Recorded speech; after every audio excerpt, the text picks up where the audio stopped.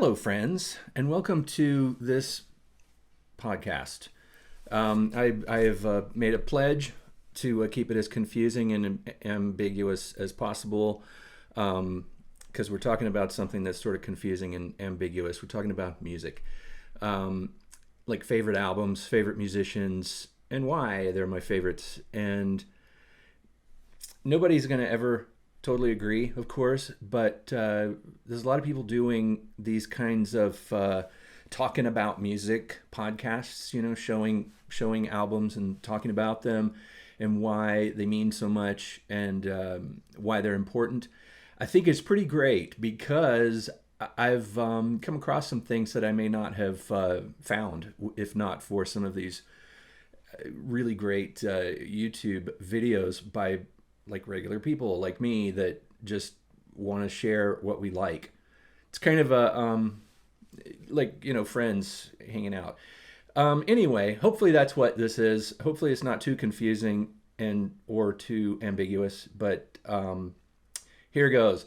I'm going to talk today about a band that I really like. A lot of people like this band. It's hard to say band because I think it's mostly one guy. It's one of those kind of bands where it's primarily one guy, sort of like the way Steely Dan is two guys and then a bunch of other musicians that they bring in.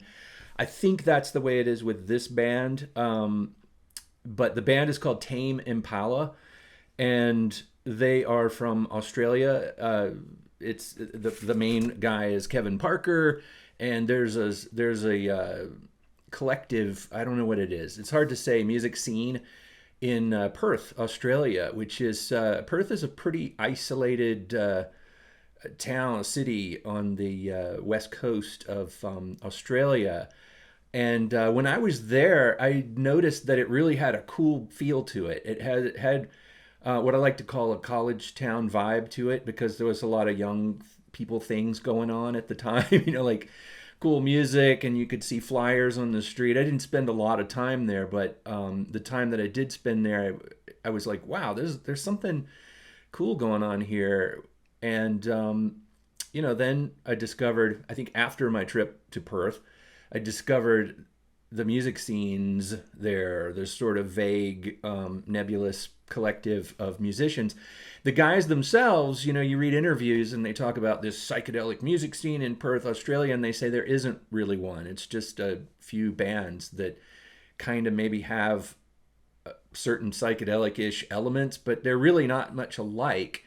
There's one band called King Gizzard and the Lizard Wizard, kind of a funky name there, but the band is actually pretty amazing. They are so prolific and pretty amazing. I mean, just the word amazing comes up because they amaze me. Every time I see a live show, the music is kind of progressive, almost like heavy prog.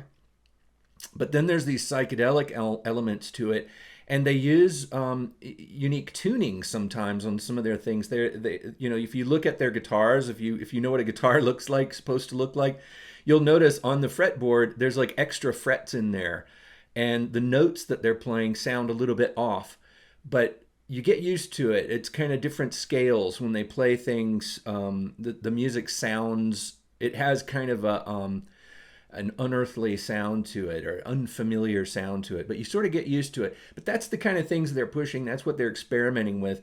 And Kevin Parker's band collective called Tame Impala is the same way. They're a little bit more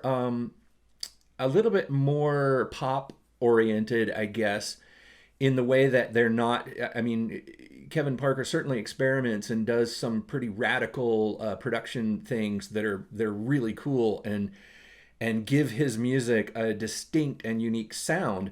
But he keeps it sort of within the realms of something that you might hear on the radio, whereas King Gizzard sometimes does things that, like, where in the world is this going and how, and every record they put out is completely different from the previous one, and they put out, like so many records. You feel like later this afternoon they're going to have another album, But Tame Impala is a band that I go back to. Their first. I want to talk about their first albums. Their newer albums. They had an album called Currents that did pretty good.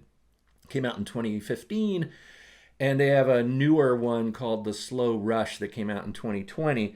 But before that, they did a couple of albums that were really kind of came out of nowhere. Um, the first one is called Inner Speaker, and it's got this, this sort of groovy, like, you know trippy cover, which is cool. The music on here is great. It's a lot of it is a lot of what you hear from this band has a certain sound that's consistent through the albums in a way. I mean, it's not like every song sounds alike, but he does have a distinct sort of a signature sound for his guitar. There's a bit of a phase shifter on it. He's got some kind of something going on with his fuzz box where he's got some cool EQ going. He's doing things in the mid range, I think, that a lot of people avoid doing. There's a gritty, cool element to his guitar sound, and also a lot of that reverb and delay that you expect from your psychedelic music. It kind of gives it that sort of trippy, cosmic, mind melding kind of vibe to it, where the music is kind of simulate. I guess the original idea of psychedelic music was that the music was supposed to simulate a psychedelic trip. Like the artwork on the covers and the flyers that you see for psychedelic bands, they are often very psychedelic as well, and they give you that impression of like, wow. And so these records do kind of give you a big wow. It's a great pop album too. I mean, I don't use that word pop as a bad word. I love pop music. I don't mean it in terms of popular, like whatever's popular, I like it, but it's pop music, which means it appeals to a sense of catchiness. It's got hooks and it's catchy and it sticks in your mind, and you go around the rest of the day kind of singing these songs in your mind. Kevin Parker does that with his songwriting. The songwriting on here is really cool. The sounds are cool. I love the way it sounds. I love the way the bass guitar sounds in his recordings. A lot of times there'll be like a distortion to it, and it's always got kind of a groove. It's like psychedelic music, but it's also kind of funky and kind of groovy. It's got this groove in the pocket. He's really good with his drums and bass. The groove and just the rhythm section idea, and then he's got these swirling phasing guitars on top of it, and then his voice tends to be echoey, and the words that he sings are kind of evocative of visuals and things like that. It's really excellent stuff I listen to it fairly often. I don't get tired of it. That's the thing with some music that has kind of a distinct sound. You kind of get over that sound. You know what I mean? I don't know.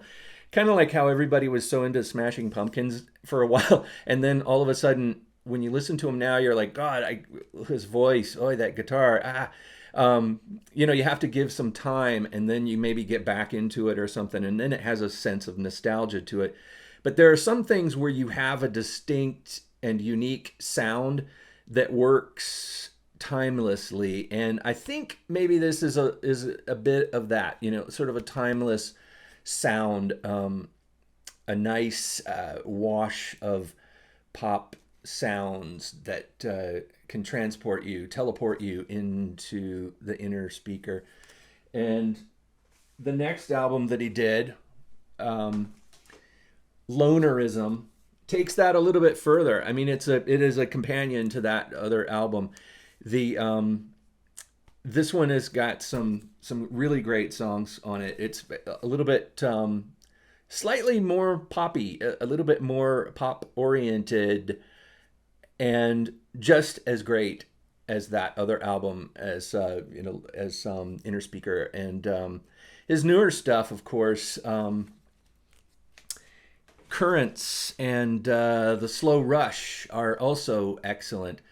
His is getting a kind of popularity too as a producer, as a music producer. So he's someone to watch, someone to keep up with. It's also fun to just keep up with that Perth music scene that the actual participants claim that it is not a music scene, but it kind of is in a way. It's still kind of going, I think. I mean, I still keep up with some of the bands, and there's there's King Gizzard, and then there's offshoots. It's like there's a million other little bands, that cluster around the family tree. Like if you make a family tree, you see all these different people. The guys from King Gizzard know the people in some of the band members from Tame Impala.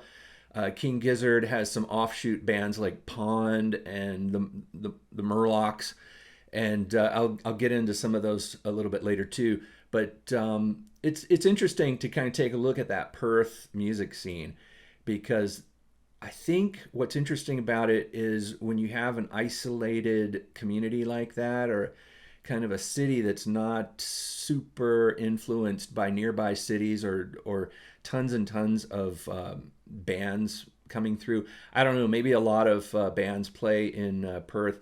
Maybe they have a big club scene there or something. But I feel like in some ways the isolation of Perth has kind of created an interesting environment for people to create their music, and it comes from a sort of a place that's isolated from influence, if that makes any sense. Because I know the world is a big, a small town now, thanks to the internet, but I still feel like there's a feeling that you get from certain towns and certain places, like college towns, smaller towns.